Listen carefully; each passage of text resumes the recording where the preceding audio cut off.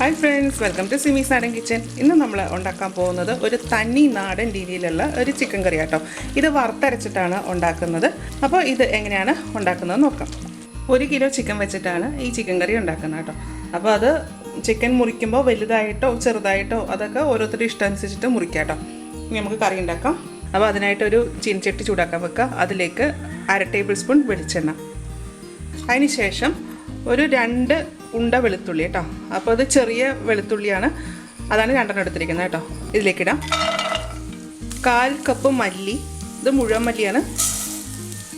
20 വറ്റൽ മുളക്, ഇത് 2ആയിട്ട് പൊട്ടിച്ചതാട്ടോ. ഒരു മീഡിയം വലുപ്പത്തിലുള്ള കറുവപ്പട്ട, 8 ഗ്രാമ്പു, 1/2 ടേബിൾ സ്പൂൺ കുരുമുളക്. ഇനി ഇതെല്ലാം കൂടെ നന്നായിട്ടൊന്ന് മൂക്കെ വറുത്തെടുക്കണം. എരിവിനനുസരിച്ച് വേണമെന്നുണ്ടെങ്കിൽ നമുക്ക് മുളകിൻ്റെ എണ്ണം കുറയ്ക്കാം കേട്ടോ. അപ്പോൾ ഇത് കുറച്ച് സ്പൈസി ആയിരിക്കും.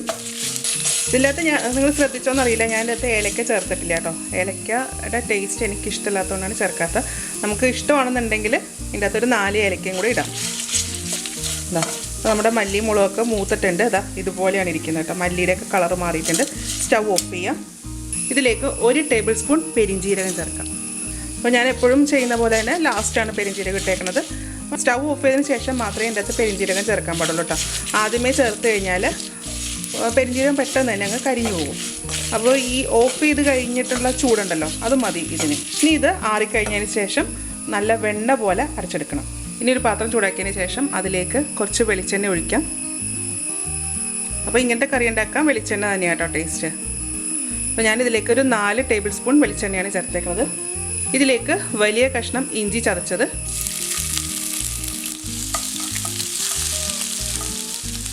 2 വലിയ സവാള കുഞ്ഞായിട്ട് അരിഞ്ഞത്,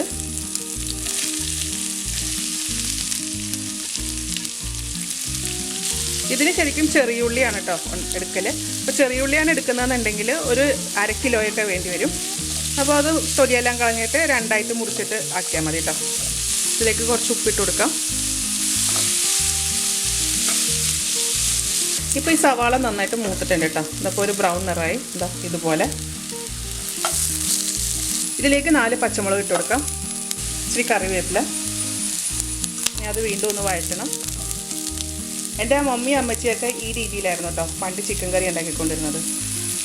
പണ്ടൊക്കെ നമ്മൾ എല്ലാം വറുത്തരച്ചായിരുന്നല്ലോ കറികളൊക്കെ ഉണ്ടാക്കിയിരുന്നത്. അന്നൊന്നും സവാളയൊന്നും ആരും അങ്ങനെ അധികം മേടിക്കലില്ല. ചെറിയുള്ളി ഉപയോഗിച്ചിട്ടായിരുന്നു എല്ലാ കറികളും ഉണ്ടാക്കിക്കൊണ്ടിരുന്നത് കേട്ടോ. അതും വഴന്നിട്ടുണ്ട്. ഇതിലേക്ക് ചിക്കൻ്റെ പീസസ് ഇട്ട് കൊടുക്കാം. ഉപ്പ് ആവശ്യത്തിന്. ഇനി ഇതെല്ലാം കൂടെ നന്നായിട്ടൊന്ന് വഴറ്റണം.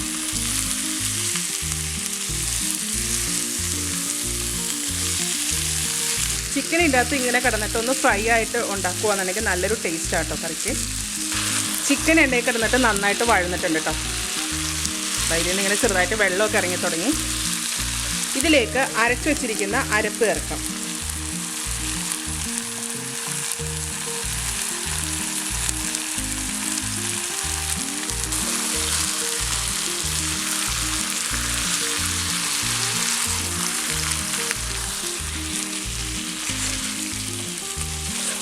മിക്സിയുടെ ജാറ് കഴുകിയ വെള്ളം ഇതിനകത്തേക്ക് ഒഴിക്കാം.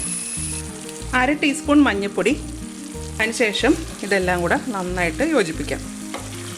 ഇതിൽ വെള്ളം ചേർക്കുമ്പോൾ ഒരുപാടൊന്നും വെള്ളം ചേർക്കണ്ട കേട്ടോ. ഞാൻ അരയ്ക്കാൻ നേരത്ത് ഞാൻ 1/2 കപ്പ് വെള്ളം ഒഴിച്ചിട്ടാണ് നന്നായിട്ട് നല്ല പേസ്റ്റ് കണക്ക് അരച്ചെടുത്തത്.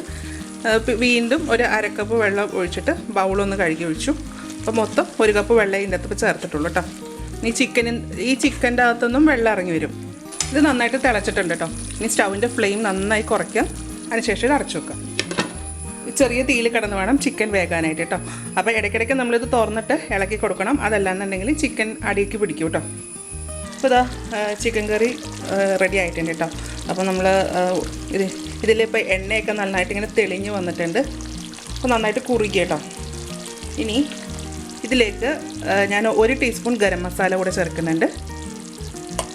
ചിക്കൻ കറിയൊക്കെ ഉണ്ടാക്കുമ്പോൾ ലാസ്റ്റ് ഇച്ചിരി ഗരം മസാല ചേർക്കുകയാണെന്നുണ്ടെങ്കിൽ കറിക്ക് നല്ലൊരു ടേസ്റ്റ് ആയിരിക്കും.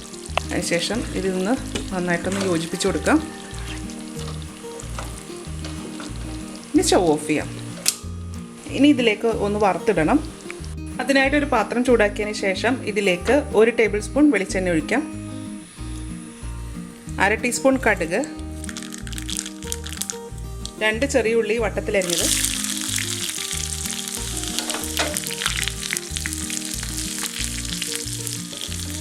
ഉള്ളി ഒരു ബ്രൗൺ നിറമായിട്ടുണ്ട് കേട്ടോ. ഇതിലേക്ക് കുറച്ച് കറിവേപ്പില ഇട്ട് കൊടുക്കാം.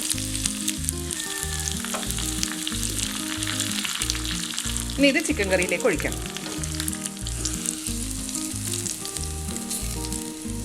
അതിനുശേഷം ഇതൊരു 5 മിനിറ്റ് നേരത്തേക്ക് അടച്ചു വെക്കാം.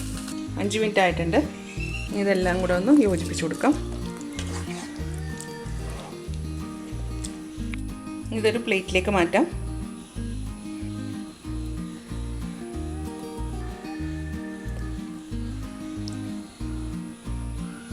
അപ്പം നമ്മുടെ നാടൻ രീതിയിലുള്ള ചിക്കൻ കറി റെഡി ആയിട്ടുണ്ട് കേട്ടോ. ഇത് നല്ലൊരു ടേസ്റ്റാണ് കഴിക്കാനായിട്ട്.